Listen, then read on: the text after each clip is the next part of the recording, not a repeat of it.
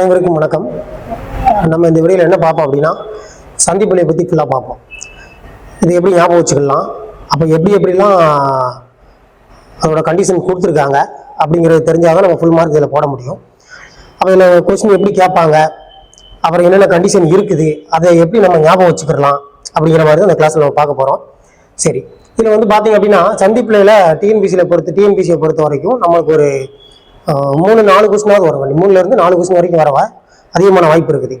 ஏன்னா இப்போ அழகு 1ல் வந்து பார்த்தீங்கன்னா சிலபஸில் அழகு 1ல் எழுத்து சொல் ரெண்டும் சேர்ந்து மட்டும் 25 கொஸ்டின் கொடுக்கறதுனால நம்மளுக்கு இதில் 3 வினாக்கள்லேருந்து 4 வினாக்கள் வர இடம்பெறதுக்கு அதிகமான வாய்ப்பு இருக்குது.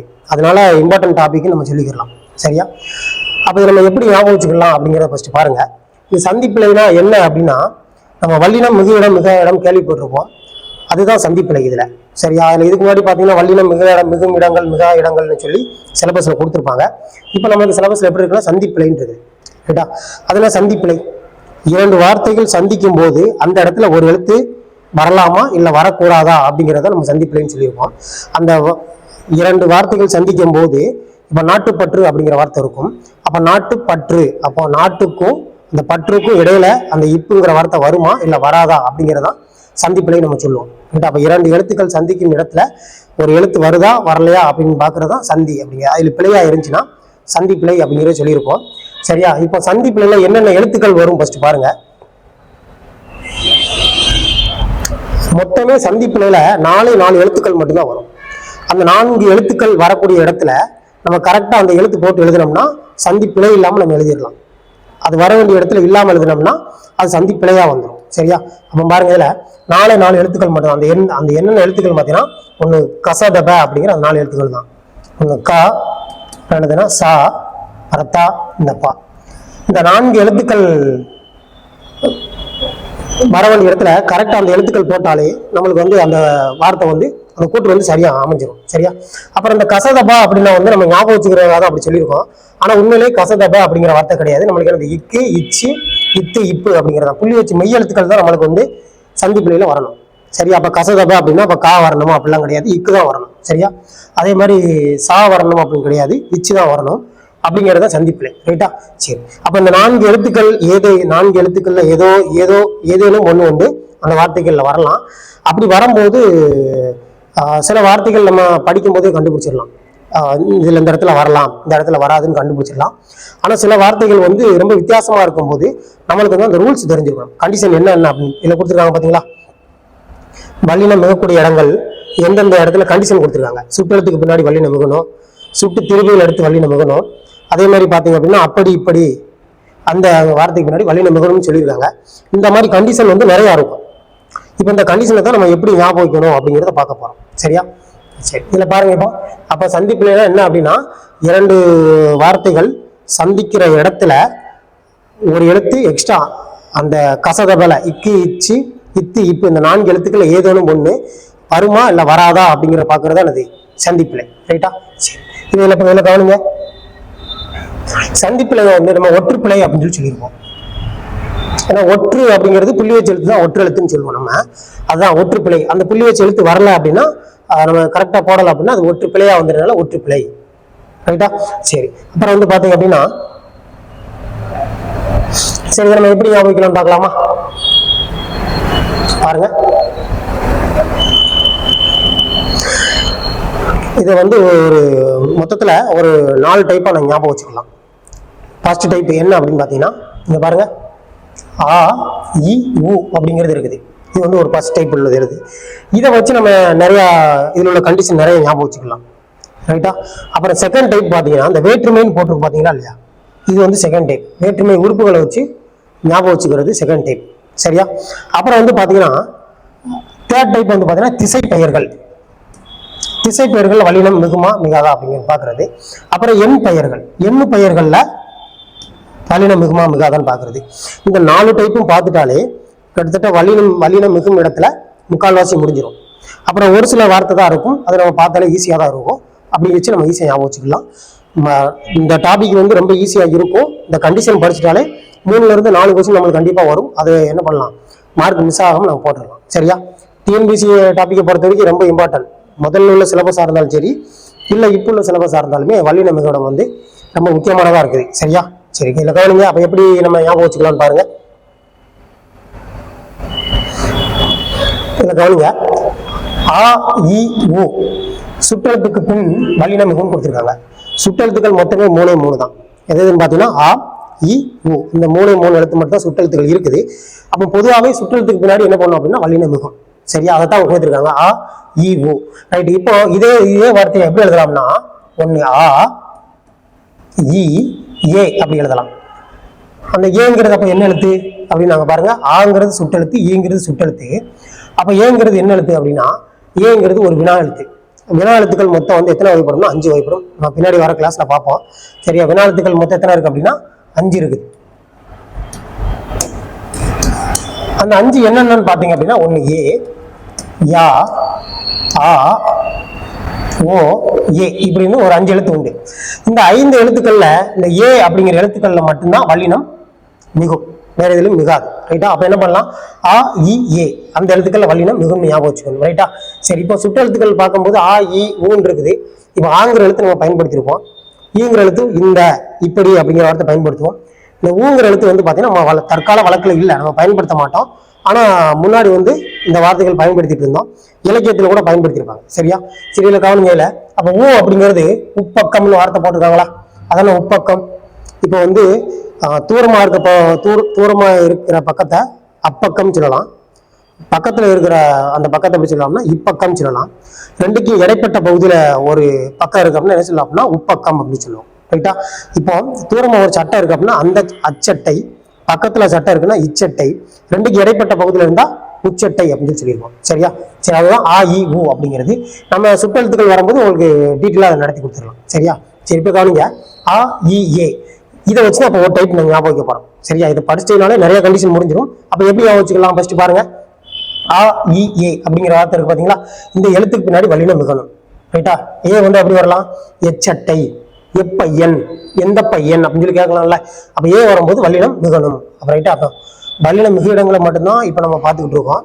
அதனால எதெல்லாம் வந்தா வல்லினம் மிகவும் நல்லா படிச்சுக்கணும். சரியா? இப்ப கவனிங்க. அப்போ நான் சொல்றது அப்படியே பார்த்தீங்க அப்படின்னா அப்படியே மைண்ட்ல ஏறிடும்.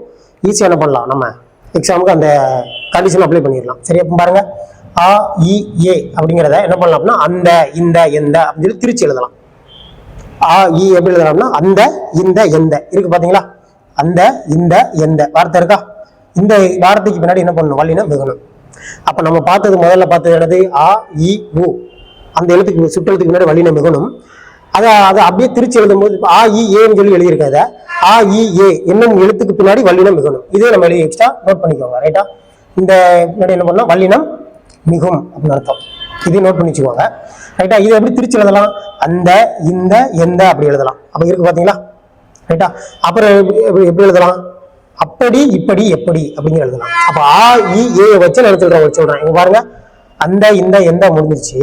அப்புறம் வந்து பாத்தீங்கன்னா இதுல என்ன கொடுத்துருக்காங்க? ஏ என்னும் வினாலத்தின் பின் வல்லினம் மிகும். நான் ஆல்ரெடி ஏ போட்டேன். ரைட்டா? இன்னும் வினாலத்தின் பின் வல்லினம் மிகுன்னு போட்டேன். அப்புறம் எங்கு திருச்சியில ஏங்கிறது எப்படி எழுதலாம்? எங்கு என்னும் அதான் வினாச்சொல்னாலே வரும்போது வல்லினம் மிகணும். ரைட்டா? ஏன்னா ஏங்கிறது வந்து வினாலத்து, அது திரிஞ்சு வந்தாலும் என்ன பண்ணும்? வல்லினம் மிகும். அவ்வளவுதான். ரைட்டா? அப்ப இது இந்த கண்டிஷன் முடிஞ்சிருச்சு. அப்புறம் இதை பார்க்கலாம். ஆ இ ஏ எப்படி எழுதலாம்? அப்படி, இப்படி, எப்படி எழுதலாமா? ஆ இ ஏ அதே இதுல வந்திருக்கா? ரைட். அடுத்து பாருங்க. அவ்வகை, இவ்வகை, எவ்வகை அதுல என்ன வருது? ஆ இ ஏ வருது. ரைட்டா? அதை அப்படியே பாருங்க. அதை வச்சு எப்படி வச்சுக்கலாம்? அத்துணை, இத்துணை, எத்துணை அப்படிங்கிறது. அப்போ ஆ இ ஏல மட்டும் பாத்தீங்க அப்படின்னா நிறைய வார்த்தை வந்திருக்கும். அப்ப இது ஃபுல்லா பாருங்க. கண்டிஷன் பாத்தீங்கன்னா 1, 2, 3 கண்டிஷன் நம்ம படிச்சிருக்கோம் இது வரைக்கும். இந்த 3லயும் பாத்தீங்கன்னா மொத்தம் இதுல 3 கண்டிஷன் இருக்கு. இதுல ஒரு 2, 5, 6 கண்டிஷன் படிச்சிருக்கோம் இது வரைக்கும். நம்ம இந்த 6 கண்டிஷன் பாத்தீங்கன்னா ஒரே இதுல தான் வந்திருக்கு. என்ன வந்திருக்கு அப்படின்னா, 1 ஆ இ உ இந்த சுற்றெழுத்தை வச்சு வல்லினம் மிகணும். அப்புறம் ஆ இ ஏ என்னும் எழுத்துக்கு பின்னாடி வல்லினம் மிகும். அதுக்கப்புறம் திருச்சி எழுதலாம். எப்படி எழுதலாம்? அங்கு, இங்கு, எங்கு வல்லினம் மிகணும். ரைட்டா? அடுத்து பாத்தீங்க அப்படின்னா அந்த, இந்த, எந்த. ரைட்டா? அப்புறம் வந்து பாத்தீங்கன்னா அப்படி, இப்படி, எப்படி. அதுக்கப்புறம் அவ்வகை, இவ்வகை, எவ்வகை. அப்புறம் அத்துணை, இத்துணை, எத்துணை அப்படிங்கிற எழுத்துக்கு என்ன பண்ணும்? வல்லினம் மிகணும். ரைட்டா? சரி. அப்ப ஆ இ ஏ வச்சு பார்த்தாச்சா? இப்போ மறுபடியும் என்ன பண்ணோம் அப்படின்னா ஆ இ ஏக்கு நிறைய உண்டு. சரியா? பாருங்க இதுல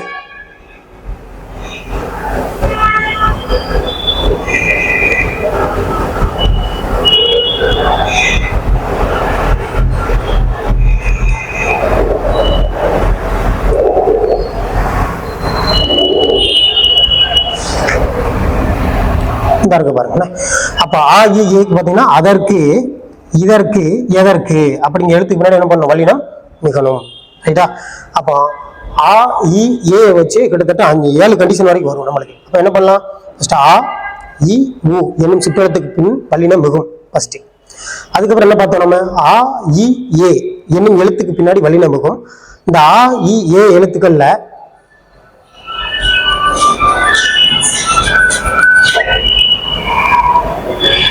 ஹலோ கிளாஸ் எடுத்துட்டு இருக்கமா? கூப்பிடுதேன்.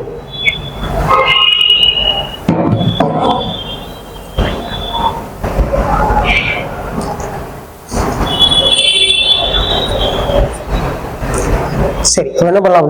என்னென்ன பார்த்தோம் அப்படின்னா ஆ இ உ என்னும் சுற்றெழுத்துக்கு பின் வல்லினம் மிகும். அதை நம்ம எப்படி எழுதுறோம்? ஆ இ ஏ என்னும் எழுத்துக்கு பின் வல்லினம் மிகும். இந்த ஆ இ ஏ என்ன எழுத்து அப்படின்னா ஆவும் ஈயும் சுற்றெழுத்து. ஆனா ஏங்கிறது என்ன எழுத்து அப்படின்னா வினாழுத்து. அப்ப வினாழுத்துக்கள்ல ஒரே ஒரு எழுத்துக்கு பின்னாடி மட்டும்தான் வல்லினம் மிகணும். அது என்ன எழுத்துன்னு பாத்தீங்கன்னா ஏ மட்டும்தான். அப்ப ஏங்கிற எழுத்து வரும்போது வல்லினம் மிகணும். ரைட்டா? அப்ப எங்கு அப்படிங்கிற இடத்துலயும் வல்லினம் மிகலாம். சரியா? அப்புறம் பாத்தீங்க அப்படின்னா வேற என்ன பார்த்திருப்போம்? அத்துணை, இத்துணை, எத்தனை, அப்படி, இப்படி, எப்படி. அப்புறம் வந்து பாத்தீங்கன்னா அதற்கு, இதற்கு, எதற்கு அப்படிங்கிற வார்த்தையை பார்த்திருப்போம் நம்ம. அப்ப ஆ இ ஏல மட்டுமே பாத்தீங்க அப்படின்னா நம்மளுக்கு இத்தனை கண்டிஷன் இருக்கு. அப்புறம் அவ்வகை, இவ்வகை, எவ்வகை அப்படி ஒரு கண்டிஷன் இருக்கு பாத்தீங்களா? அவ்வகை, இவ்வகை அப்படி ஒரு கண்டிஷன் இருக்குது. சரியா? அவ்வகை, இவ்வகை எல்லாமே ஆ இ ஏ பேஸ் பண்ணி தான் வந்திருக்கு. அப்படி, இப்படி, எப்படி அப்படி வந்திருக்கா? சரியா? அடுத்து பாத்தீங்க அப்படின்னா ஆண்டு, ஈண்டு என்னும் சொற்களை அடுத்து வல்லினம் மிகணும். அப்ப அந்த என்ன பண்ணா ஞாபகம் வச்சுக்கணும். ஆண்டு அப்படிங்கிற வார்த்தைக்கு முன்னாடியும் ஈண்டு அப்படிங்கிற வார்த்தைக்கு முன்னாடியும் என்ன பண்ணணும்? வல்லினம் மிகணும் ஞாபகம் வச்சுக்கணும். சரியா? அப்ப ஆ ஏ வச்சு கொஞ்சம் பார்த்தாச்சு. இப்போ நம்ம ரெண்டாவது டைப் எப்படி பார்க்க போறோம் அப்படின்னா வேற்றுமை உறுப்புகளை வச்சு பார்க்க போறோம். அப்ப வேற்றுமை உறுப்புகள் என்னென்ன இருக்குன்னு பாத்தீங்கன்னா பாருங்க. இரண்டாம் வேற்றுமை உறுப்பு, மூன்றாம் வேற்றுமை உறுப்பு, நான்காம் வேற்றுமை உறுப்பு, ஐந்தாம் வேற்றுமை உறுப்பு, ஆறாம் வேற்றுமை உறுப்பு, ஏழாம் வேற்றுமை உறுப்பு, 8 வந்திருக்கும். சரியா? அப்போ 1வது வேற்றுமை உறுப்பு. அப்போ இதுல இந்த மொத்தம் 8 வேற்றுமைகள் வந்து மொத்தம் 8 வகைப்படும். இந்த 8கள்ல வேற்றுமை உறுப்புகள்ல எந்தெந்த இடத்துல வல்லினம் மிகும்னு பார்க்க போறோம். இது நம்ம மொத்தமா நோட் பண்ணிக்கோங்க. இதுல படிச்சு பார்க்கறத விட நம்ம இப்படி பார்க்கறது ரொம்ப ஈஸியா இருக்கும். சரியா? அப்ப நல்லா கவனிங்க. இதுல வேற்றுமை உறுப்புகள்ல இந்த 1வது உறுப்புக்கும் 8வது உறுப்புக்கும் வேற்றுமை உறுப்பு கிடையாது. அப்படிங்கிறதுனால அதோட வல்லினம் மிகு இடமும் மிகா இடமும் அப்படிங்கிறது கண்டிஷன் கிடையாது. அப்ப என்ன பண்ணுவோம் நம்ம அப்படின்னா இரண்டையும் நம்ம விட்டுறலாம். 1ஆம் வேற்றுமை, 1வது வேற்றுமை உறுப்பையும் 8வது வேற்றுமையும் நம்மளாம் விட்டுறலாம். ஏன்னா வேற்றுமை உறுப்புகள் கிடையாது அப்படிங்கிறதுனால. சரியா? இப்ப 2ஆம் வேற்றுமை, 3வது வேற்றுமை, 4ஆம் வேற்றுமை, 5ஆம் வேற்றுமை, 6ஆம் வேற்றுமை, 7ஆம் வேற்றுமைன்னு ஒரு 6 வேற்றுமை இருக்குது. இந்த 6 வேற்றுமைகள்ல எதுல வல்லினம் மிகும்னு பார்க்க போறோம். ரைட்டா? மேக்சிமம் வந்து பாத்தீங்கன்னா எல்லா வேற்றுமையிலும் வல்லினம் மிகும். ஆனா அது என் கண்டிஷன், சில இது கண்டிஷன் இருக்கு. எப்படின்னா எப்படி வந்தா வேற்றுமை அந்த வல்லினம் மிகணும் அப்படிங்கிற மாதிரி. ரைட்டா? இப்ப எல்லா வேற்றுமையிலும் வல்லினம் மிகும். ஆனா அந்த ஒவ்வொரு இடத்தை பொறுத்து இது இப்படி வந்தாதான் வல்லினம் மிகும் அப்படிங்கிற ஒரு இது உண்டு. சரியா? அப்ப என்ன பண்ணலாம் பாருங்க. இப்போ 2ஆம் வேற்றுமை. அப்ப ஃபர்ஸ்ட் நம்ம என்ன ஞாபகம் வச்சுக்கணும் அப்படின்னா 2ஆம் வேற்றுமைக்கும் 4ஆம் வேற்றுமைக்கும் ரைட்டா விரியில் வல்லினம் மிகும் ஞாபகம் வச்சுக்கணும். அதென்ன விரி? விரினா என்ன அர்த்தம் அப்படின்னா திரிஞ்சு வரும்போது வல்லினம் மிகணும். ரைட்டா? எடுத்துக்காட்டு இப்போ வந்து பாத்தீங்க அப்படின்னா இப்போ விரினா வெளிப்படையாக வரும்போது. சரியா? வெளிப்படையாக வரும்போது என்ன பண்ணும்? வல்லினம் மிகணும். எந்தெந்த வேற்றுமைக்கு அப்படின்னா 2வது வேற்றுமைக்கும் 4வது வேற்றுமைக்கும் வெளிப்படையாக வரும்போது. அப்ப 2ஆம் வேற்றுமைங்கிற உறுப்பு என்னன்னு பாத்தீங்க அப்படின்னா ஐ. 3ஆம் வேற்றுமை உறுப்பு என்னன்னு பாத்தீங்கன்னா ஆள். இதுல என்ன வரும் அப்படின்னா கு, இல், அது, கண் அப்படிங்கிறது வந்திருக்கும். ரைட்டா? அப்ப என்ன பண்ணலாம் பாருங்க. இதுல இப்போ இந்த வேற்றுமைகள்ல 2ஆம் வேற்றுமையிலும் 4ஆம் வேற்றுமையிலும் வல்லினம் மிகுது. எல்லா வேற்றுமையிலும் வல்லினம் மிகும். ஆனா கண்டிஷன் எப்படி இருக்கணுமா? இரண்டாம் வேற்றுமையும் நான்காம் வேற்றுமை உறுப்பும் வெளிப்படையாக வரும்போது மட்டும் வல்லினம் மிகணும். ரைட்டா? அப்ப என்ன பண்ணணும் அப்படின்னா அதான் விரின்னு கொடுத்திருப்பாங்க. இதை வெளிப்படையாக கொடுத்தாலும் சரிதான், இல்ல விரின்னு கொடுத்தாலும் சரிதான். பாருங்க, ஐ என்னும் இரண்டாம் வேற்றுமை உறுப்பு விரியின் பின் வல்லினம் மிகும் அப்படின்னு சொல்லி கொடுத்துருக்காங்க. ரைட்டா? அப்ப என்ன கொடுத்துருக்காங்க? விரினா என்ன அர்த்தம் அப்படின்னா வெளிப்படையாக வரும்போது. அப்ப வெளிப்படையாக வரணும்னா என்ன வரணும்? வேற்றுமை உறுப்புகள் வெளிப்படையாக வரணும். அப்ப வேற்றுமை உறுப்புகள் பார்க்கும்போது இரண்டாம் வேற்றுமைக்கு ஐங்கிறது வேற்றுமை உறுப்பா இருக்குது, நான்காம் வேற்றுமைக்கு கூ அப்படிங்கிறது வேற்றுமை உறுப்பா இருக்குது. அப்ப என்ன பண்ணலாம் அப்படின்னா இப்ப ஐங்கிறதும் கூங்கிற வேற்றுமை உறுப்புகளும் வெளிப்படையா வந்தா மட்டும்தான் வல்லினம் மிகணும். அப்ப பாருங்க, இதுல வெளிப்படையா வருதான்னு பாருங்க. கதவை அப்படின்றது பாத்தீங்களா, ஐ வந்திருக்கா. அடுத்து தகவல்களை ஐ வந்திருக்கா. காட்சியை பார் ஐ வந்திருக்குதா. அப்ப வெளிப்படையா வரும்போது என்ன பண்ணும்? வல்லினம் மிகணும். ரைட்டா? அப்ப எதுல வெளிப்படையா, அதுக்கப்புறம் எதுல வரும்போது வல்லினம் மிகணும் அப்படின்னா நான்காம் வேற்றுமையில வல்லினம் மிகணும். ரைட்டா? அப்ப ஃபர்ஸ்ட் கண்டிஷன் பார்த்துக்கோங்க, எல்லா வேற்றுமையிலும் வல்லினம் மிகும். ஆனா இரண்டாம் வேற்றுமையிலையும் நான்காம் வேற்றுமையிலையும் வெளிப்படையா வரும்போது தான் வல்லினம் மிகும். அப்ப வேற்றுமை தொகையில் வல்லினம் மிகும்னு கேட்டா தப்பு. தொகைனா மறைஞ்சு வருதுன்னு அர்த்தம். ரைட்டா? விரிக்கு ஆப்போசிட் வந்து தொகை. அப்ப விரினா வெளிப்படையாக வருதுன்னு அர்த்தம், தொகைனா மறைஞ்சு வருதுன்னு அர்த்தம். அப்ப இரண்டாவது வேற்றுமையிலையும் நான்காவது வேற்றுமையிலையும் வெளிப்படையாக வரும்போது மட்டும் வல்லினம் மிகணும். ரைட்டா? சரி, அப்ப பாத்துக்கோங்க. அதுக்கப்புறம் கடைசி நம்ம எட்டாவது வேற்றுமை உறுப்புல வராதுன்னு பார்த்தாச்சா. அப்ப மீது ஆறாவது வேற்றுமையும் ஏழாவது வேற்றுமையும் பாத்தீங்க அப்படின்னா இப்போ 2 4 எப்படி வெளிப்படையாக வரும்போது வல்லினம் மிகுதோ அதே மாதிரி இந்த 6 7 தொகையாக வரும்போது வல்லினம் மிகும். வெளிப்படையாக வரும்போது வல்லினம் மிகாது. ரைட்டா? இதுல வெளிப்படையாக வரும்போது வல்லினம் மிகுது, தொகையாக வரும்போது வல்லினம் மிகாது. ஆனா ஆறாவதுலயும் ஏழாவதுலயும் தொகையா வரும்போது வல்லினம் மிகும், வெளிப்படையா வரும்போது வல்லினம் மிகாது. அப்ப என்ன பண்ண போறோம்? நம்ம வந்து வல்லினம் மிகாது அப்படிங்கிற வார்த்தை படிக்க வேண்டாம், எப்படி வந்தா வல்லினம் மிகும் அப்படிங்கிற மட்டும் படிச்சுக்கணும். வல்லினம் மிகடம் தெரிஞ்சாலே மிக இடம் ரொம்ப ஈஸி தான். அதனால ஃபர்ஸ்ட் மிக இடத்தை மட்டும் படிச்சுக்கணும், மிக இடத்தை சேர்ந்து படிச்சு குழப்பிடக்கூடாது. சரியா? அப்ப என்ன பண்ணலாம் அப்படின்னா இரண்டாவது வேற்றுமையிலும் நான்காவது வேற்றுமையிலும் வெளிப்படையா வரும்போது வல்லினம் மிகும், ஆறாவது வேற்றுமையிலும் ஏழாவது வேற்றுமையிலும் மறைஞ்சு வரும்போது வல்லினம் மிகும். அவ்வளவுதான். ரைட்டா? சரி, இந்த வேற்றுமை உறுப்புகள் அது கண் அப்படிங்கிற வார்த்தை இருக்கா, அது மறைஞ்சு வரும்போது வல்லினம் மிகும். சரியா? சரி, இப்ப கவனிங்க. அப்ப மீது வேற்றுமை உறுப்புகள் என்ன இருக்கும் பாத்தீங்க அப்படின்னா 3 5 அப்படிங்கிறது மட்டும் மிச்சம் இருக்குது. ரைட்டா? அப்ப அதுலயும் வல்லினம் மிகும். எப்படி வரும்னு பாத்தீங்க அப்படின்னா பாருங்க, இப்ப 2 3 4 5 இந்த 4 வேற்றுமைகளையும் என்ன 2 3 4 5ல உருவும் பயனும் உரண்தொகை தொகையில வல்லினம் மிகும். ரைட்டா? அப்ப உருவும் பயனும் உரண்தொகை தொகையில வல்லினம் மிகும். உருவும் பயனும் உடன்தொகை தொகை அப்படின்னா என்ன அப்படின்னா வேற்றுமை உறுப்புகளும் அதோட பயனும் என்ன பண்ணும்? சேர்ந்து மறைஞ்சு வருமா. அப்படி வரும்போது வல்லினம் மிகும் அப்படிங்கிறத சொல்லியிருக்காங்க. ரைட்டா? சரி, இப்ப கவனிங்க. இப்ப இது வரைக்கும் பார்த்தாச்சா. அப்ப கண்டிஷன் என்னன்னு பாத்துக்கோங்க. இரண்டாவது வேற்றுமையிலையும் நான்காவது வேற்றுமையிலையும் வெளிப்படையாக ஒரு வல்லினம் மிகும், ஆறாவது வேற்றுமையிலையும் ஏழாவது வேற்றுமையிலையும் தொகையா வரும்போது தான் வல்லினம் மிகும். அப்புறம் இரண்டாம் வேற்றுமை, மூன்றாம் வேற்றுமை, நான்காம் வேற்றுமை, ஐந்தாம் வேற்றுமையில உருவும் பயனும் உரண்தொகை தொகையில வல்லினம் மிகும். இதுதான் கண்டிஷன். சரி, அப்ப வேற்றுமை உறுப்புகளை வச்சு கிட்டத்தட்ட 5 கண்டிஷன் 6 கண்டிஷன் வரைக்கும் நம்ம முடிச்சிருப்போம். ரைட்டா? இப்ப கவனிக்கலாமா? இப்ப நம்ம நடத்தின எல்லாமே பாத்துடலாம். இதை நம்ம நோட் பண்ணி வச்சுக்கோங்க, ஈஸியா இருக்கும் படிக்கிறதுக்கு. சரியா? இங்க பாருங்க, ஐ என்னும் இரண்டாம் வேற்றுமை விரினா அர்த்தம் அப்படின்னா வெளிப்படையாக அப்படின்னு அர்த்தம். வெளிப்படையாக வரும்போது வல்லினம் மிகும். ரைட்டா? அப்புறம் வேற இதுல பார்த்தா வெளிப்படையா பார்க்கும்போது நான்காவது வேற்றுமை வெளிப்படையா வரும்போது வல்லினம் மிகும். அப்ப நான்காம் வேற்றுமை இருக்கா, விரியின் பின் வல்லினம் மிகும். ரைட்டா? சரி, அப்புறம் எந்தெந்த வேற்றுமைக்கு உருவும் பயனும் உடன்தொகை தொகையில வல்லினம் மிகும்னு பார்த்தோம்னா இரண்டாம் வேற்றுமை, 3 4 5 என்ன பார்த்தோம்னா இந்த 4 வேற்றுமைக்கும் உருவும் பயனும் உடன்தொகையில வல்லினம் மிகும்னு பார்த்தோம். இப்ப அதை பார்க்கலாமா? பாருங்க, இரண்டாம் வேற்றுமை உருவும் பயனும் இருக்கா, மூன்றாம் வேற்றுமை உருவும் பயனும் இருக்குதா, அப்புறம் வந்து பாருங்க நான்காம் வேற்றுமையில உருவும் பயனும் இருக்குதா, ஐந்தாம் வேற்றுமையிலையும் உருவும் பயனும் இருக்குது. ரைட்டா? ஆனா 6க்கும் 7க்கும் மட்டும் என்ன இல்ல, உருவும் பயனும் இல்லை, அதுக்கு மேல என்ன இருக்கு, தொகைன்னு இருக்கு. அப்போ ஆறாம் வேற்றுமையிலையும் ஏழாவது ஏற்கனவே பார்த்துட்டோம். ஆறாம் வேற்றுமையிலையும் ஏழாவது வேற்றுமையிலையும் என்ன இருக்கணும் அப்படின்னா மறைஞ்சு வரும்போது மட்டும்தான் வல்லினம் மிகணும் அப்படிங்கிறது. ரைட்டா? சரி, இப்போ இது வரைக்கும் நம்ம கண்டிஷன் பார்த்தாச்சு. பாருங்க, அப்ப எப்படி பார்த்துருக்கோம் பாருங்க. இதுல ஒரு 4 கண்டிஷன், இதுல ஒரு 4 கண்டிஷன், 8 கண்டிஷன் படிச்சாச்சு வேற்றுமை உறுப்புகளை வச்சு. சரியா? அப்புறம் இதுக்கப்புறம் ரொம்ப ஈஸியா தான் இருக்கும். சரியா? அப்ப கவனிங்க. இப்போ அதெல்லாம் உருவும் பயனும் உடன்தொகை தொகை, உருவும் பயனும் உடன்தொகை தொகைன்னு பார்த்துருவோமா? கவனிங்க.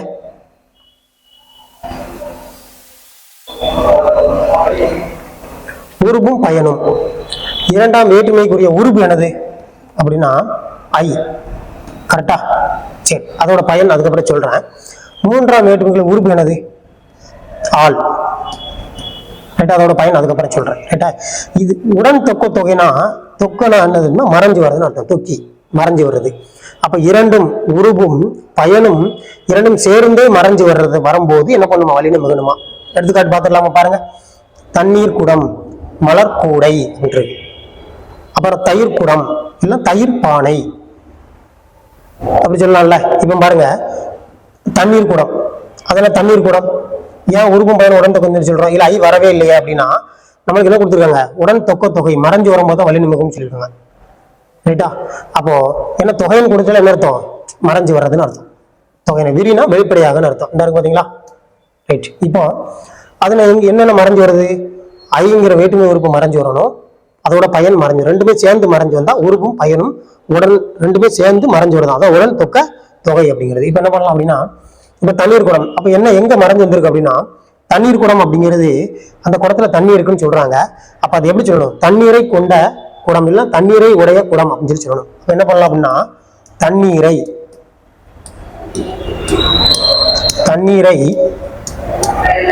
கொண்ட குடம் அப்படிங்கிற சொல்லுவோம். ரைட்டா, இப்ப பாருங்க, தண்ணீரை ஐ வந்திருக்கா, அப்புறம் கொண்ட. அப்ப நம்மளுக்கு வார்த்தை பார்க்கும்போது தண்ணீர் குடம் இந்த ரெண்டு வார்த்தை மட்டும்தான் இருந்துச்சு நம்மளுக்கு. இதுல தண்ணீர் குடம் மட்டும் தானே இருக்குது. அப்போ ஐங்கிற வார்த்தையும் கொண்ட அப்படிங்கிற ஒரு பயனும் என்ன பண்ணுது, சேர்ந்தே மறைஞ்சு வர்றதுனால அது உடன் தொக்க தொகையா மாறிடுது. ரைட்டா, சரி. இப்போ மூன்றாவது வேற்றுமை பாருங்களேன், மரப்பெட்டி. அந்த பெட்டி எதை வச்சு செஞ்சிருக்காங்க அப்படின்னா மரத்தை வச்சு செஞ்சிருக்காங்க. அப்ப எப்படி சொல்லணும், இந்த பெட்டியை மரத்தால் ஆன பெட்டி அப்படின்னு சொல்லலாமா. இப்ப பாருங்க, மரத்தால் ஆன பெட்டின்னு நான் சொல்றேன்.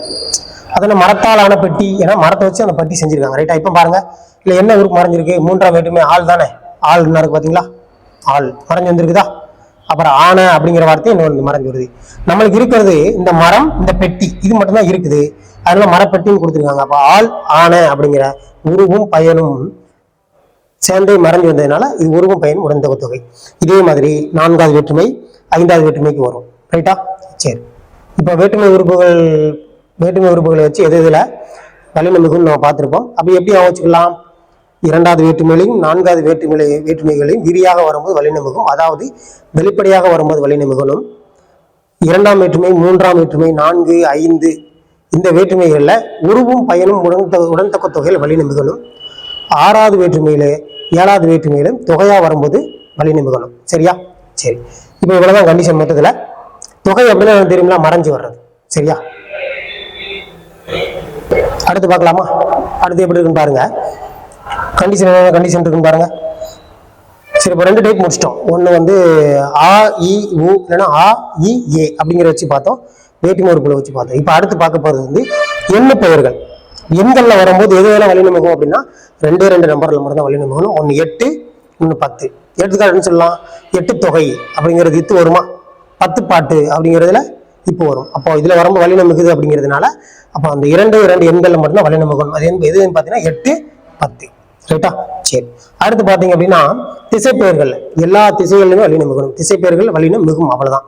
இப்ப கிழக்கு பக்கம், மேற்பக்கம் எல்லாமே சொல்லும் போது வல்லினம் மிகணும். ரைட்டா, சரி. அப்போ இடது பக்கம், இடப்பக்கம் சொல்லுவோம்ல, அது வரும்போது என்ன பண்ணும், வல்லினம் மிகணும். ரைட்டா, இப்ப கவனிங்க, திசைப்பெயர்கள் பின்னாடி என்ன பண்ணும், வல்லினம் மிகணும். இருக்கு பாத்தீங்களா,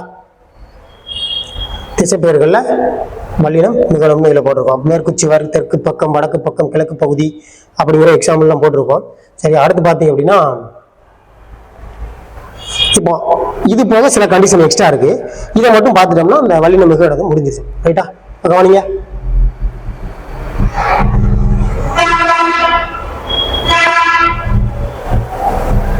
இந்த வேற்றுமை எல்லாம் பார்த்தாச்சு. இந்த அதற்கு, இதற்கு அப்படின்னு இதுவும் நம்ம பார்த்தாச்சு. இப்ப இதில் பாருங்க, என ஆக எனும் சொல்லுறுப்புனா வரல, ஒரு சொல்லுதான்.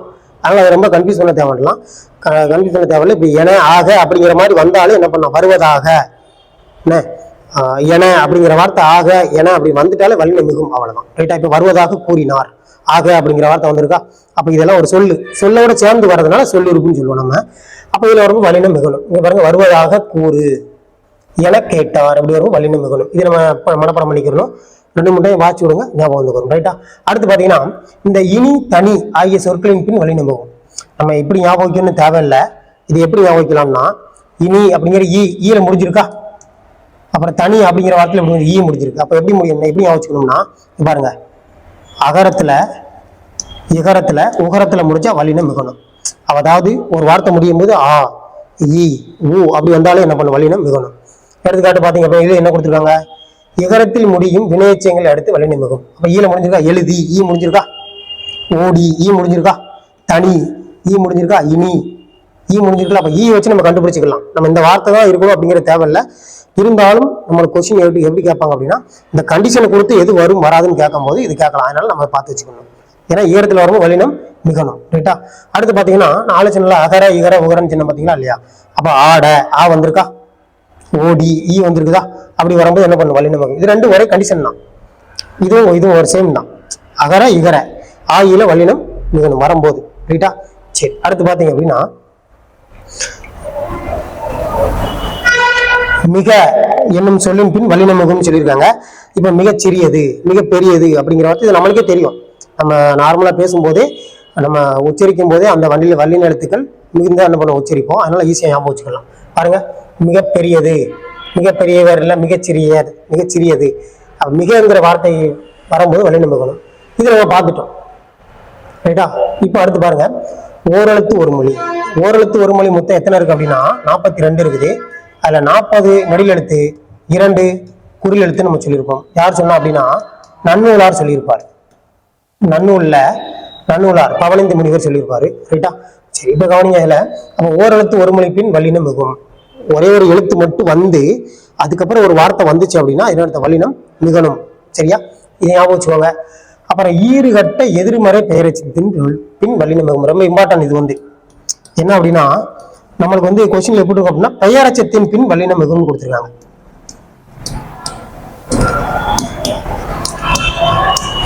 பெயரச்சத்தின் பின் மிகும் அப்படின்னு கொடுத்துருந்தாங்கன்னு வச்சுக்கோங்களேன், அது தப்பு. நம்ம எப்படி இருக்கணும், ஈறுகட்ட எதிர்மறை பெயரச்சத்தின் பின் வல்லினம் மிகும். இந்த இதுதான் நம்மளுக்கு என்னது சரியானது. சரியா. அப்போ வெறும் பெயரச்சத்தின் பின் வல்லினம் மிகும்னு கொடுத்து அந்த கூற்று என்னது இது தப்பு அப்படின்னு அர்த்தம். இது என்ன பண்ணக்கூடாது அப்படின்னா இப்படி படிக்கக்கூடாது. சரியா. ஈறுகட்ட எதிர்மறை பெயரச்சம். அதனால ஈறுகட்ட எதிர்மறை பெயரச்சம், பெயரச்சம்னா ஒரு எச்சம் பெயரை கொண்டு முடிந்தால் பெயரச்சம். ஓடா இந்த வார்த்தை எச்சமா மிச்சமா தானே இருக்குது, ஏன்னா ஃபுல்லா முடியல, ஆனா ஒரு பேரை கொண்டு முடிஞ்சிருக்கு. அப்ப என்னது ஒரு பெயரச்சம். அதனால ஈறுகட்ட எதிர்மறை பெயரச்சம். ஓடா குதிரை என்ன அர்த்தம் அப்படின்னா ஓடாத குதிரை அப்படின்னு பொருள். ஓடாத குதிரை அப்படிங்கிறது இல்ல ஓடான்னு மட்டும்தானே இருக்கு, அந்த தாங்கிற வார்த்தை இல்ல. இதுக்கு பதில் தான் என்ன வந்திருக்கு, இக்கு வந்திருக்கா. அப்போ இது வந்து வல்லினம் மிகும் அப்படின்னு சொல்றதுனால அப்போ ஓடா குதிரை அப்படின்னு சொல்லி சொல்றோமா, ஓடா குதிரை. அப்போ இப்படி வரும்போது என்ன பண்ணும், வல்லினம் மிகணும். ஏன்னா தாங்கிற வார்த்தை கெட்டு போயிருக்கா. அப்போ ஈறுகட்ட எதிர்மறை பெயர்ச்சுன்னா ஒரு வார்த்தையில கடைசி எழுத்து கெட்டு போய் வர்றதுனால ஈறு கெட்டதுன்னு அர்த்தம். ஈறுனா கடைசி கெட்டு போய் வர்றதுனால ஈறுகட்ட எதிர்மறையா சொல்லணும். எல்லாமே பாருங்க, செல்லும் காசு இல்ல செல்லா காசு எதிர்மறை தானே இருக்குது. எழுதாத பாடல் அப்படித்தானே வருது. கூவா குதிரை இப்படி வருது. அப்ப எதிர்மறையா வரணும். அப்ப ஈறுகட்ட எதிர்மறை பெயரச்சத்தின் பின் வல்லினம் மிகும். வெறும் பெயரச்சத்தின் பின் வல்லினம் மிகாது. ரைட்டா. சரி, அடுத்து பாத்துக்கோங்க.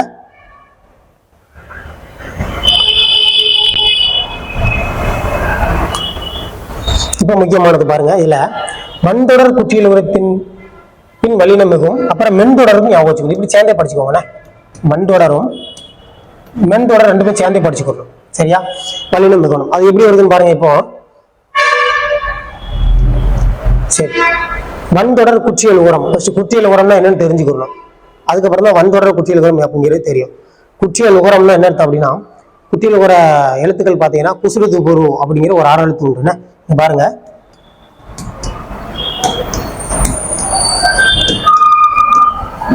குசுருது பொரு ஒரு வார்த்தை இந்த 6 எழுத்துக்கள் ஏதேனும் ஒரு எழுத்தை வச்சு முடிஞ்சதுன்னா அது குற்றியல் உரம். இப்ப ஏதோ ஒரு வார்த்தை சொல்றோம்.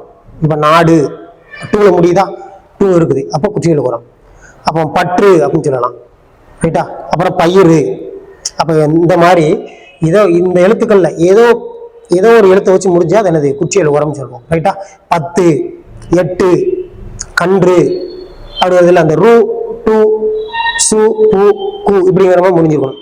பாக்கு இப்படிங்கிற வார்த்தை இப்படி குசுடுது பொருள் ஒரு வார்த்தை இந்த ஏதோ ஒரு எழுத்து கொண்டு முடிஞ்சா அது குற்றியல் உரம்னு சொல்லியிருப்போம். சரி, இப்போ அதில் வன்தொடர் குற்றியலுகரம். குற்றியலுகரம் தெரிஞ்சு போச்சா? இப்போ இதை வச்சு முடியணும், இந்த எழுத்துக்களை வச்சு முடிஞ்சா குற்றியலுகரம். அதில் வன்தொடர் குற்றியலுகரம். வன்தொடர்னா வண்ணா வல்லினம்னு அர்த்தம், வலிமையான வல்லினம் அப்படின்னு அர்த்தம். அப்போ வன்தொடர் குற்றியலுகரம் வல்லினம். அப்போ வல்லின எழுத்துக்கு அப்புறம் இந்த எழுத்துக்கள் வந்தா அதுக்கு பேர் வன்தொடர் குற்றியலுகரம். மெல்லின எழுத்துக்கு அப்புறம் இந்த எழுத்துக்கள்ல ஒரு வார்த்தை முடிஞ்சிருச்சுன்னா அது மென்தொடர் குற்றியலுகரம்.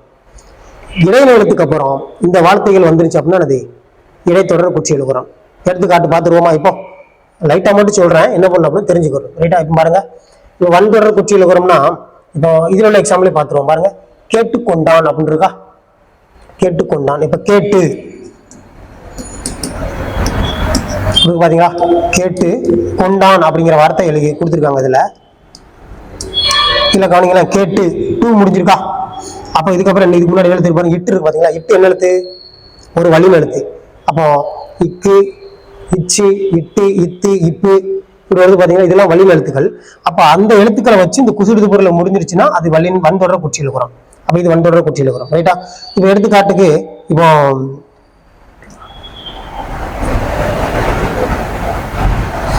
வேற எந்த வார்த்தை சொல்லலாம்?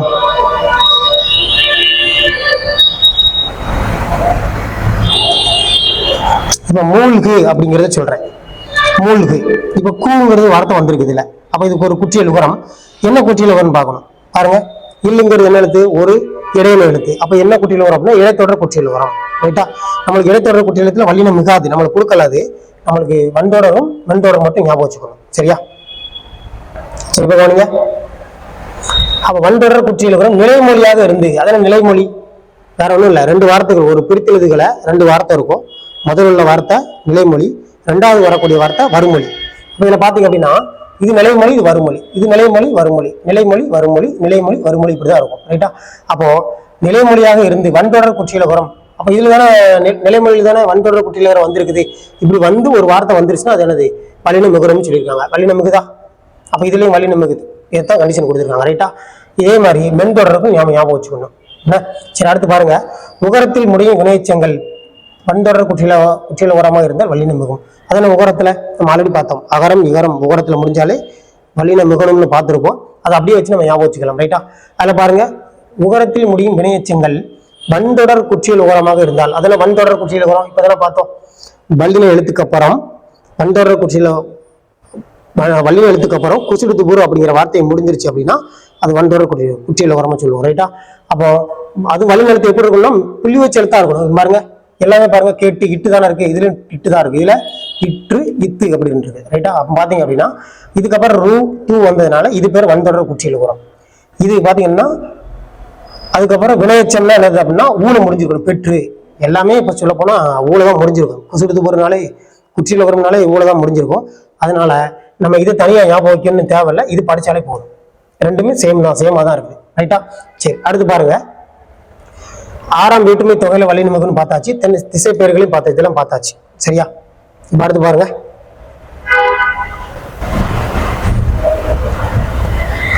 பண்பு தொகையில் வல்லினம் மிகும். இதான் ஒரு பண்பை வச்சு கொடுத்தாங்க அப்படின்னா நம்ம வல்லினம். பண்பு அப்படின்னா என்ன அப்படின்னா எழுதிக்கிறணும். சரியா? வடிவம், அளவு, சுவை, நிறம், இந்த 4 பொருளையும் குறிக்கிறது தான் அது பண்புன்னு சொல்லுவோம். ரைட்டா? அப்ப என்ன பண்ணலாம் அப்படின்னா இப்போ வடிவத்தில் சொல்லலாமா? வடிவத்தில் சொல்லும்போது எப்படி சொல்லுவோம்? வட்டத்தொட்டி.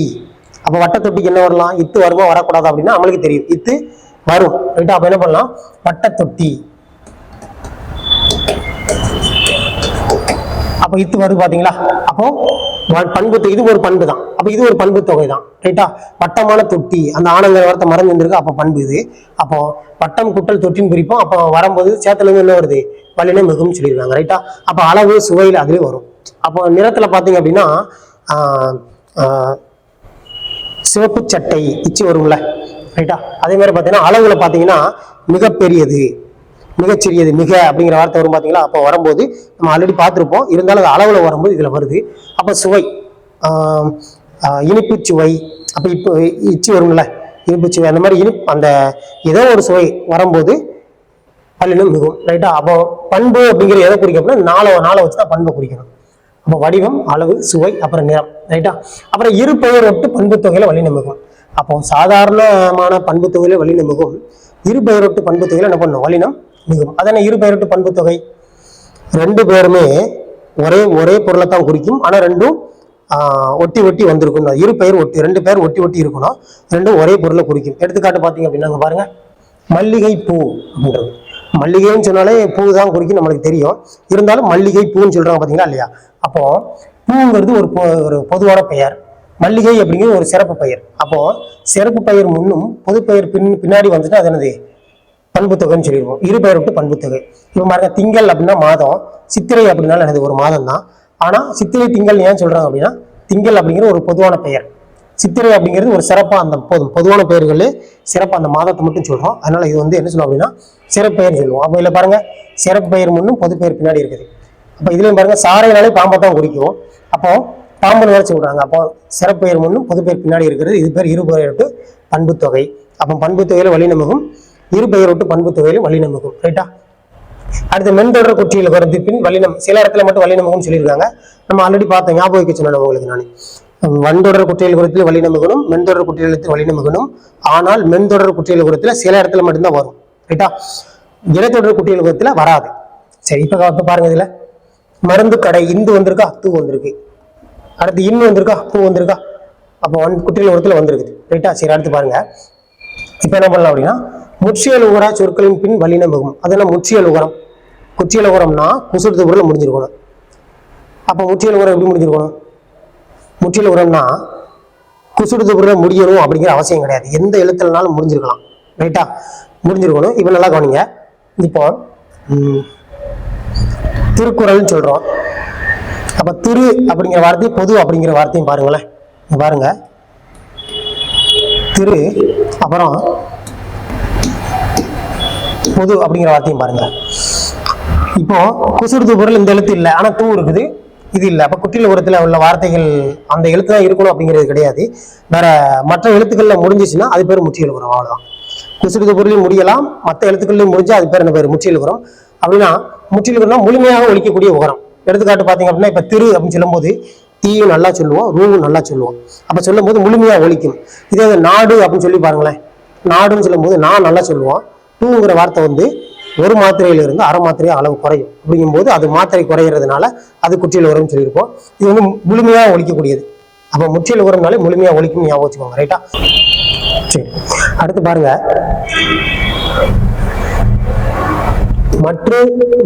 மற்றை சொற்களின் பின் வல்லினம் மிகும். அப்போ மற்றும் அப்படிங்கிற வார்த்தைக்கு பின்னாடி வரக்கூடாது. மற்றும் இல்ல, நம்மளுக்கு எப்படி இருக்கு?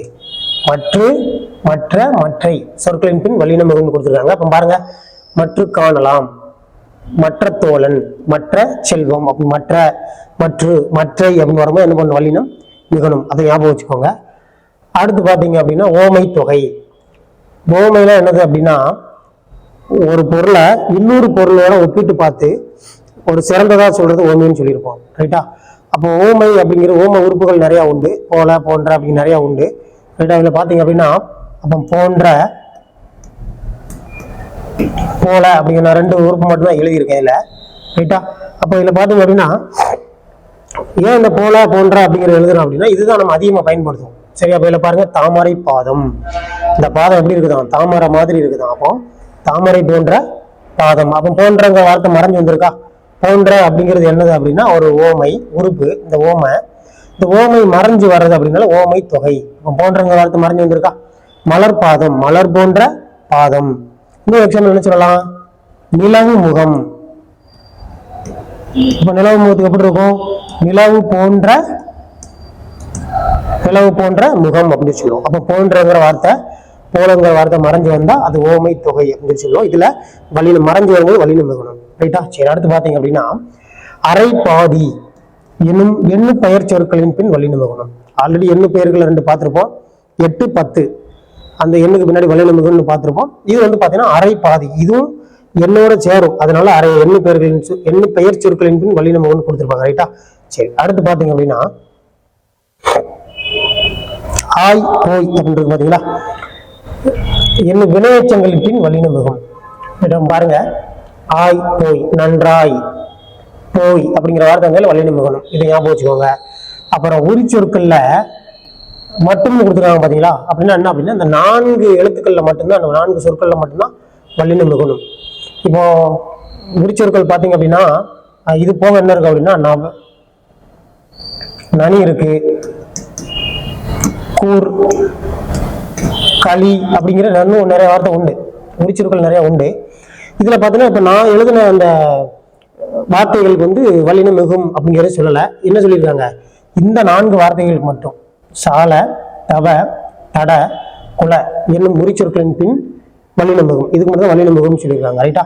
சரி, அடுத்து பாத்தீங்க அப்படின்னா தனி குற்றெழுத்தை அடுத்து ஆகார எழுத்து வந்தா, அப்ப ஆகார எழுத்து என்ன எழுத்து அப்படின்னா ஆ அப்படின்னு சொல்லி முடிஞ்சிருக்கணும்.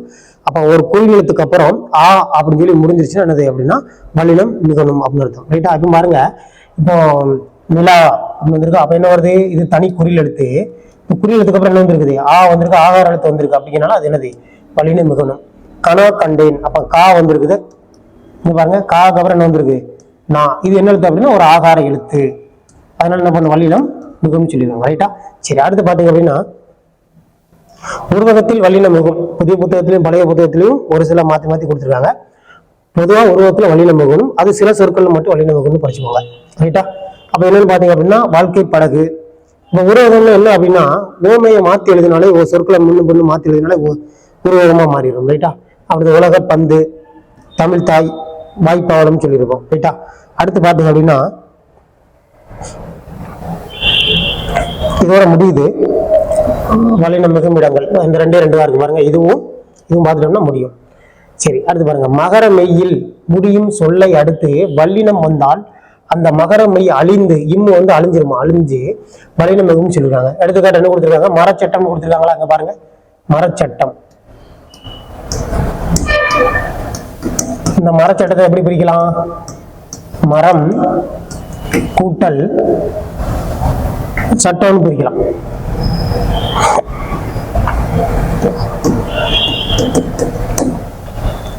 இப்ப பாருங்க, மகமையில் முடியும் சொல்லை அடுத்து இம்ல முடிஞ்சிருக்கா? இந்த சொல்லுக்கு அப்புறம் வல்லினம் வந்தால், வல்லினம் என்ன எழுத்து அப்படின்னா வல்லின எழுத்து. அப்போ சட்டத்துக்கு வந்து இச்சு வந்திருக்கா? இச்சு கூட்டல் ஆண் பிரிக்கலாமா? அப்ப வல்லின எழுத்து தானே இது. வல்லினம் வந்தால் இப்படி வந்துச்சுன்னா இந்த இம்மு கெட்டு போய் அதுக்கு பேர் என்ன வருமா? அந்த இடத்துல அழிஞ்சு போய் வல்லினம் மிகவும் இந்த இச்சு வந்து இந்த இடத்துல வந்துன்னு சொல்றாங்க. அப்போ மரச்சட்டம் அப்படின்னு சொல்லி மாறிடும் அப்படின்னு சொல்லியிருக்காங்க. ரைட்டா? அதே மாதிரி இதுல வட்டப்பாறை. அப்ப வட்டம், அப்ப இம்முங்கிறதுக்கு அப்புறம் இப்பு வந்துருக்கு பாத்தீங்களா? இப்பு குட்டல் ஆ, வட்டப்பாறை. அப்போ மகர மெய்யுக்கு அப்புறம் வளிநிலத்து, இப்புங்கிறது வளிநிலத்து தானே, வளிநிலத்து வந்தா அது என்ன பண்ணும்? இம்மு கெட்டு போய் என்ன வரும்? அந்த இடத்துல ஒரு வல்லினம் மிகும்னு சொல்லியிருக்காங்க. ரைட்டா? சரி, அடுத்து பாத்தீங்க அப்படின்னா கடைசி நிலைமொழி ஈட்டில் உயிரெழுத்து நிற்க வருமொழி முதலில் வரும் வல்லினம் மிகும்னு கொடுத்துருக்காங்க. ரைட்டா? பாருங்க, பாத்தீங்கன்னா நிலைமொழி ஈட்டில் உயிரெழுத்து அப்புறம் என்ன அர்த்தம்? நிலைமொழி வருமொழியானது நிலாச்சோறுல நிலா அப்படிங்கிறது நிலை, இது வந்து நிலைமொழி. இது 2வது வரக்கூடியது என்னது? வருமொழி. சோறு அப்படிங்கிறது வருமொழி.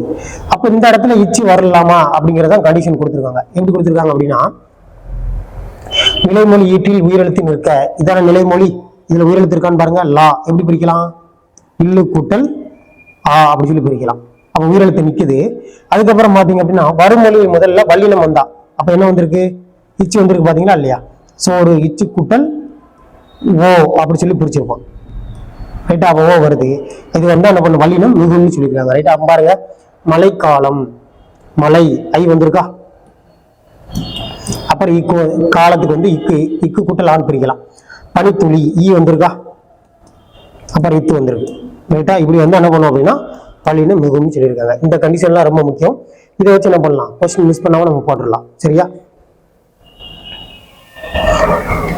அப்புறம் வல்லினம் மிகா இடங்கள்னு இருக்குது. இப்ப வல்லினம் மிகா இடங்கள் படிக்கணுமா அப்படின்னா படிக்கணும்னு தேவையில்லை. நீங்க படிச்சீங்கன்னா உங்களுக்கு ரொம்ப கன்ஃபியூஷன் ஆகும். அப்ப என்ன பண்ணலாம்னா வல்லினம் மிக இடத்தை நல்லா படிச்சுட்டீங்கன்னா மிக இடத்தை படிக்க வேண்டாம். இப்ப வல்லினம் மிக இடம் நம்ம பார்த்திருப்போம். சரியா? அப்ப பார்க்கும்போது நம்ம இதெல்லாம் படிச்சிருக்கோம், இது படிக்கல அப்படிங்கிறது நல்லா தெரிஞ்சு என்ன பண்ணலாம்? ஈஸியா மார்க் போட்டுடலாம். ரைட்டா? இதுல பாத்தீங்கன்னா விழித்தொடர் பேரச்சத்தில் வல்லினம் மிகாது. நம்ம என்ன பார்த்தோம்? ஈறுகட்ட எதிர்மறை பேரச்சத்தில் வல்லினம் மிகுன்னு பார்த்திருப்போம். பேரத்தில் வல்லினம் மிகாதுன்னு கொடுத்துருக்காங்க. அவன் பேரத்தில் வல்லினம் மிகுன்னு கொடுத்து அந்த கூற்று தப்பு. சரியா? இந்த மாதிரி அதை படிச்சா இது நம்ம படிக்கணும்னு தேவையில்லை. ரைட்டா? அடுத்து பார்த்தீங்க அப்படின்னா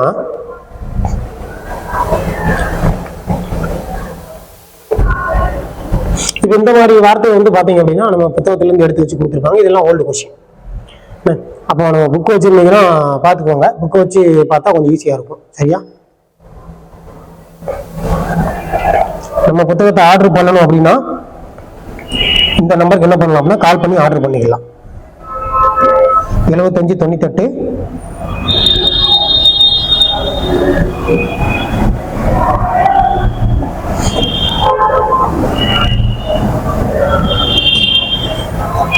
98 42 32 32 அந்த நம்பர் கால் பண்ணி பண்ணலாம், ஆர்டர் போட்டுக்கலாம். சரியா? சரி, இப்போ கவனிங்க. இதெல்லாம் ஓகே, நம்ம ஈஸியாக போட்டுடலாம். இங்கே பாருங்க,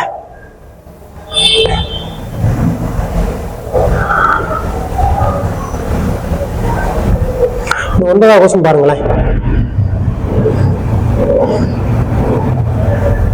கீழ்காணும் வல்லினம் மிகா இடம் குறித்த இலக்கண கூற்றில் பிழையான கூற்றுது. நம்ம வல்லினம் மிகா இடம் படிக்கல, மிகு இடம் தான் படிச்சிருக்கோம்.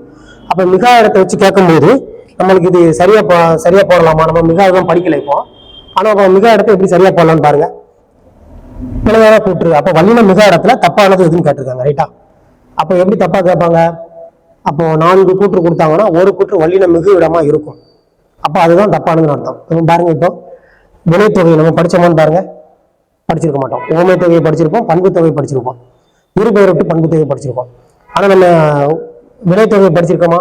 இல்ல. அப்ப வினைத்தொகை படிக்கலனாலே அது கண்டிப்பா எனக்கு வல்லினம் மிகாதுன்னு தான் அர்த்தம். நம்ம படிச்சிருந்தோம்னா வல்லினம் மிகும், படிக்கல அப்படின்னா அது மிகாது. அடுத்து 2வது இது பார்க்கலாமா? அப்ப இது சரியா தான் இருக்குது. வல்லினம் மிகாது அப்படிங்கிறது சரியா தான் இருக்குது. ரைட்டா? சரி, அடுத்து பாருங்க. உண்மை தொகை நம்ம படிச்சோமா? ஓமை தொகை படிச்சிருக்கோம், பண்பு தொகை படிச்சிருக்கோம், உண்மை தொகை படிக்கல. அப்ப படிக்கிறதுனால என்ன அர்த்தம்? அது மிகாதுன்னு அர்த்தம். அப்ப மிகாதுன்னு தான் கொடுத்துருக்காங்க. அப்ப இந்த கூற்று சரியா இருக்கு. அடுத்து பாருங்க, 2ஆம் வேற்றுமை தொகையில் வல்லினம் மிகாதுன்னு கொடுத்துருக்காங்க. நம்ம என்ன படிச்சிருப்போம்? 2ஆம் வேற்றுமையிலையும் 4ஆம் வேற்றுமையிலையும் விரியில் வல்லினம் மிகணும், தொகையில வல்லினம் மிகக்கூடாது. ரைட்டா? அப்ப விரின்னு கொடுத்துருக்காங்களா? இல்ல. அப்ப வெறும் தொகையில் தானே கொடுத்துருக்காங்க. அப்ப விரியில தான் வல்லினம் மிகும். அப்ப மற்றது எப்படி வந்தாலும் எனக்கு வல்லினம் மிகாது. அப்ப இல்ல மிகாதுன்னு தான் கொடுத்துருக்காங்க. ஏன்னா தொகைன்னு கொடுத்துருக்காங்கல்ல, மிகாது. அப்ப இதுவும் சரியா இருக்குது. அப்ப 4ஆம் வேற்றுமை விரியில் வல்லினம் மிகாதுன்னு கொடுத்துருக்காங்க. நம்ம என்ன படிச்சிருப்போம்? 2ஆம் வேற்றுமையிலையும் 4ஆம் வேற்றுமையும் வல்லினம் மிகும், ஆனா என்ன கொடுத்துருக்காங்கன்னா மிகாது அப்படின்னு கொடுத்துருக்காங்க. இதெல்லாம் ஓல்டு கொஸ்டின். அப்ப எப்படி கேட்டிருக்காங்க அப்படிங்கிறத பாத்துக்கோங்க. சரியா? நம்ம அந்த கண்டிஷன் படிச்சிட்டாலே வல்லினம் மிகுமிடம் படிச்சிட்டாலே மிகாரம் ஆட்டோமேட்டிக்கா படிச்ச மாதிரி தான். சரி, அதை வச்சு நம்ம போட்டுடலாம். இப்ப கூட பாத்தீங்கன்னா நம்ம இப்போ மிகாரம் படிக்கல, ஆனா கரெக்டா போடுறோமா? சரி, அதே மாதிரி இதை பாருங்க. 11வது கொஸ்டின் பாருங்க. இதுல பாத்தீங்க அப்படின்னா இருக்கு, கீழ்காணும் வல்லினம் மிகும் இடம் குறித்த கூற்றில் பிழையான கூற்றை தரும். வல்லினம் மிக இடத்துல தப்பா எது இருக்குன்னு கேட்கறாங்க. பாருங்க ஃபர்ஸ்ட். அப்ப வல்லினம் மிக நம்ம படிச்சிருப்போம். கிட்ட பாருங்க, ஓரெழுத்து ஒரு மொழியின் பின் வல்லினம் மிகும் படிச்சோமா? சரி, ஃபர்ஸ்ட் என்ன இருக்கு? அந்த இந்த எந்த படிச்ச ஞாபகம் இருக்கா? இதெல்லாம் ஓல்டு கொஸ்டின் தானே. அப்ப எப்படி கேட்கறாங்கன்னு பாத்துக்கோங்க. படிச்சிருக்கோம். அப்ப வல்லினம் மிகும் கரெக்டா மிகும் கொடுத்துருக்காங்களா? ரைட். ஓரெழுத்து ஒரு மொழியின் பின் வல்லினம் மிகும் கொடுத்துருக்காங்க. நம்ம படிச்சிருக்கோமா? வல்லினம் மிகு இடத்துல படிச்சிருக்கோம். அப்போ இது கரெக்ட் தான். உண்மை தொகை படிச்சிருக்கோமா? பாருங்க, ஊமை தொகை படிச்சிருப்போம், பண்பு தொகை படிச்சிருக்கோம், உருவகம் படிச்சிருக்கோம். உண்மை படிச்சிருக்கோம் பாருங்க, படிக்கல. ஆனா மிகும்னு சொல்லியிருக்காங்க. அப்ப இது எதுல வந்திருக்கணும் அப்படின்னா மிகாதுன்னு கொடுத்தா சரி. ஆனா என்ன கொடுத்துருக்காங்க? மிகும்னு கொடுத்துருக்காங்க. அப்ப இந்த கூற்று என்னது? தப்பு. அப்ப இதுதானது பிழையான கூற்று. அடுத்து பாருங்க, சாலா தவா என்னும் உரிச்சொற்களின் பின் வல்லினம் மிகும். நம்ம என்ன பண்ணோம் அப்படின்னா உரிச்சொற்கள்ல 4 சொற்கள்ல வல்லினம் மிகும்னு பார்த்திருப்போம். ஒண்ணு என்னன்னு பாத்தீங்கன்னா சால, தவ, அடுத்து தட, குல அப்படிங்கிற ஒரு 4 சொற்களை பார்த்திருப்போம். இந்த 4 சொற்களை மட்டும் தான் வல்லினம் மிகணும். அப்ப இது சரியா தான் இருக்கு, வல்லினம் மிகும். அப்ப இதுதானது பிழையானது அப்படின்னு அர்த்தம். ரைட்டா? இதை வச்சு மற்ற இதுல வச்சு என்ன பண்ணலாம்? நம்ம ஈஸியா கண்டுபிடிச்சிக்கலாம். என்ன இந்த மாதிரி நிறைய ஓல்டு கொஸ்டின் நம்ம கொடுத்துருப்போம். அதை வச்சு என்ன பண்ணுங்க அப்படின்னா ஒவ்வொன்றா ப்ராக்டிஸ் பண்ணி பாருங்க. சரியா? இப்போ 14வது கொஸ்டின் பார்க்கலாம். 14 பார்த்தீங்க அப்படின்னா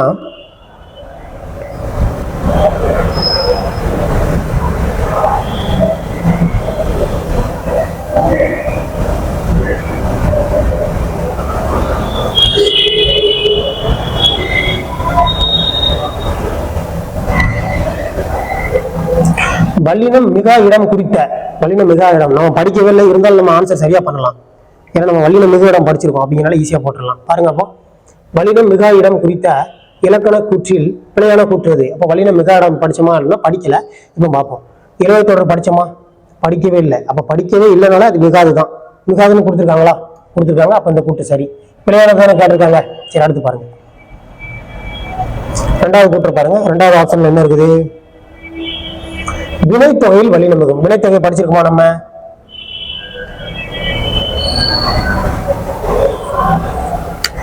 வினைத்தொகை நம்ம படிச்சதே இல்லை. ஊமை தொகை படிச்சிருக்கோம், அடுத்து பண்பு தொகை தான் படிச்சிருக்கோம், வினைத்தொகை படிக்கல. அப்போ வினைத்தொகை படிக்கலனால மிகாதுன்னு தான் அர்த்தம். அப்போ இது கரெக்டாக கொடுத்துருக்காங்க. அடுத்து இரண்டாம் வேற்றுமை விரியில் வல்லினம் மிகாதுன்னு கொடுத்துருக்காங்க. நம்ம என்ன படிச்சிருப்போம்? இரண்டாவது வேற்றுமையிலையும் நான்காவது வேற்றுமையிலையும் விரியில் என்ன பண்ணோம் அப்படின்னா வல்லினம் மிகும் அப்படின்னு அர்த்தம். ஆனால் மிகாதுன்னு கொடுத்துருக்காங்களா? அப்போ இதே இந்த கூற்று தான் தப்பான கூற்று. அடுத்து உண்மை தொகையில், உண்மை தொகை ஆல்ரெடி படிச்சோம்ல, ரைட்டா? உண்மை தொகை நம்ம படிக்கவே இல்லை. அப்போ படிக்கலனாலே இது மிகாதுன்னு அர்த்தம். மிகாதுன்னு கொடுத்துருக்காங்களான்னு பாருங்க, கொடுத்துருக்காங்க. அப்போ இந்த கூட்டு சரியா இருக்கா? அப்போ அது சரி. அப்போ இதை வச்சு என்ன பண்ணலாம் அப்படின்னா மற்றது எல்லாமே நீங்க அதை வச்சு போடலாம். இப்போ பண்பாட்டு இக்கு வரலாம்னா இது குற்றியில ஒரு வார்த்தை வந்திருக்கா இல்லையா? இட்டுக்கு அப்புறம் டூ வந்து இதை வச்சு நம்ம போடலாம். இப்போ ஒவ்வொன்றும் பார்த்தீங்க அப்படின்னா நம்ம படித்த கண்டிஷனை பேஸ் பண்ணி தான் ஒவ்வொரு கொஸ்டினுமே இருக்கும். அதை நல்லா படிச்சாலும் என்ன பண்ணலாம், நம்ம ஈஸியாக மார்க் மிஸ் ஆகாது. எந்த கொஸ்டினுமே தப்பு பண்ண வாய்ப்பு கிடையாது. அதை நம்ம சொல்லிக் கொடுத்தபடி நல்லா படிச்சுக்கோங்க, ரைட்டா? இப்போ ஒரே ஒரு எக்ஸாம்பிள் பார்த்துடலாம். இப்போ பாருங்க. வல்லினம் மிகா இடம் குறித்த கூற்றில் சரியான கூற்று எது? வல்லினம் மிகா இடம் நம்ம படிக்கல, இருந்தாலும் சரியா பண்ணலாம். நம்ம வல்லினம் மிக இடம் படிச்சிருப்போம், அதை வச்சு சரியா பண்ணலாம். எப்படி பண்ணலாம்? இரண்டாம் வேற்றுமை விரியில் வல்லினம் மிகாது. இரண்டாம் வேற்றுமை விரியில் என்ன பண்ணும்? வல்லினம் மிகும். இதுல இரண்டாவதுலயும் நாலாவதுலயும் வல்லினம் மிகும். நான் இப்ப சொல்றது உங்களுக்கு புரியலன்னா இந்த வீடியோ நான் முதல்ல இருந்து பாருங்க. முதல்ல இருந்து பாத்தீங்கன்னா நான் வேற்றுமையில எதுல வல்லினம் மிகும், எதுல வல்லினம் மிகாது, எதுல உறுப்பும் பயனும் உடன்தொகை தொகையில வல்லினம் மிகும், எது தொகையில வரும்போது வல்லினம் மிகும் நான் சொல்லியிருப்பேன். அப்படிங்கும் போது இது ஈஸியா இருக்கும், ரைட்டா? பார்க்கலாம், பார்த்துட்டு வந்துருங்க. இப்ப கவனிங்க. விரியில வல்லினம் மிகும்னு கொடுத்திருந்தா சரி. அப்ப இந்த கூற்று இப்போதைக்கு தப்பா இருக்கு. அவங்க சரியான கூற்று தான் கேட்டிருக்காங்க. அப்போ எழுவாய் தொடரில் வல்லினம் மிகாது. எழுவாய் தொடர் படிச்சோமா? படிக்கல. அப்ப படிக்கவே இல்லைனால மிகாதுன்னு அர்த்தம். மிகாதுன்னு கொடுத்துருக்காங்களா? கொடுத்துருக்காங்க. அப்படிங்கிறது சரியாப்போ, ரைட்? அடுத்து பாத்தீங்கன்னா வன்தொடர் குற்றியத்தில் வல்லினம் மிகும்னு நம்ம படிச்சிருப்போம். ஞாபகம் வன்தொடர் மென்தொடர்லையும் படிச்சிருப்போம், இடைத்தொடரில் மட்டும் வராதுன்னு படிச்சிருப்போம். அப்போ வன்தொடர்ல வரும்னு கொடுத்தா சரி, ஆனா மிகாதுன்னு கொடுத்துருக்காங்க. அப்ப இதுவும் தப்பு தான். அடுத்து சால தவ அப்படிங்கிற சொற்கள் வல்லினம் மிகும் ஆனா மிகாதுன்னு கொடுத்துருக்காங்கல்ல, அப்போ இதுவும் தப்பு. அப்ப சரியான கூற்று எது அப்படின்னு பாத்தீங்கன்னா எழுவாய் தொடரில் வல்லினம் மிகாது அப்படிங்கிற மாதிரி, ரைட்டா? சரி, அடுத்து பாத்தீங்க அப்படின்னா இந்த மாதிரி கிட்டத்தட்ட நிறைய கொஸ்டின் இருக்குது. இதுல பார்த்தாலே உங்களுக்கு தெரியும்.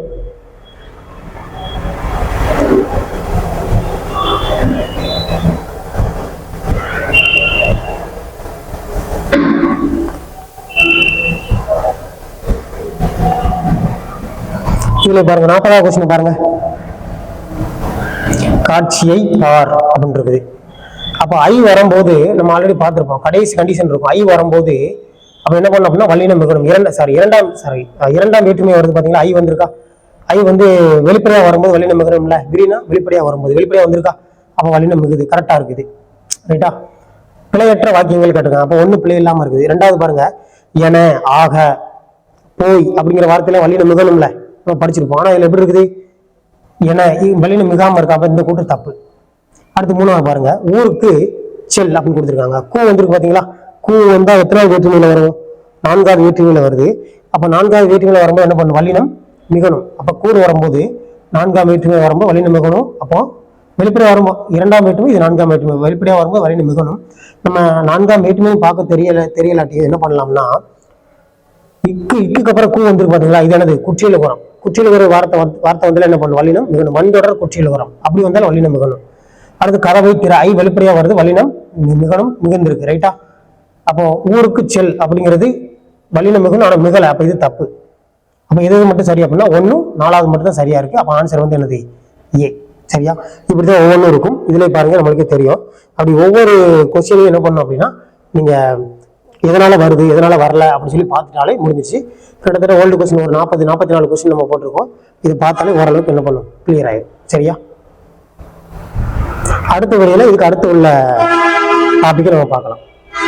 தொடர்ந்து அப்படி வீடியோ பார்த்துட்டே வாங்க. ஒவ்வொரு டாப்பிக்கா அப்படி கிளியர் பண்ணிட்டு வந்துடலாம். ஈஸியாக தான் இருக்கும் படிக்கிறதுக்கு. நம்ம என்ன பண்ணலாம் அப்படின்னா மறுபடியும் படிச்சுட்டே வந்தீங்கன்னா அந்த டாபிக் ரொம்ப எளிமையாக மாறிடும், சரியா?